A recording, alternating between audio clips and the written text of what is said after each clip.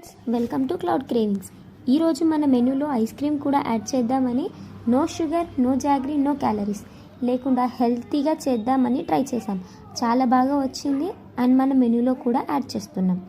ముందుగా ఒక బౌల్లో 1 కప్ ఓట్స్ వేసుకొని సేమ్ కప్లో ఖజూరా వేసుకొని కొన్ని కాజు, బాదం కూడా యాడ్ చేసుకొని మిల్క్ని ఒక 1 కప్ వేడి చేసి వేసుకొని ఇంకో 1 స్పూన్ కోకో పౌడర్ వేసుకొని కలుపుకొని ఒక 30 మినిట్స్ పక్కన పెట్టుకోవాలి. తర్వాత ఇలా మంచిగా మిక్సీ పట్టుకొని ఈ స్మూతీ టెక్స్చర్ వచ్చేలా చూడాలి. తర్వాత ఒక ప్లాస్టిక్ బాక్స్ తీసుకొని అందులో ఇలా లేయర్గా స్ప్రెడ్ చేసి మీద నుంచి డ్రై ఫ్రూట్స్తో గార్నిష్ చేసుకోవాలి. ఒక 8 అవర్స్ ఫ్రిడ్జ్లో పెడితే చాలు. అంతేనండి, home made ice cream ready.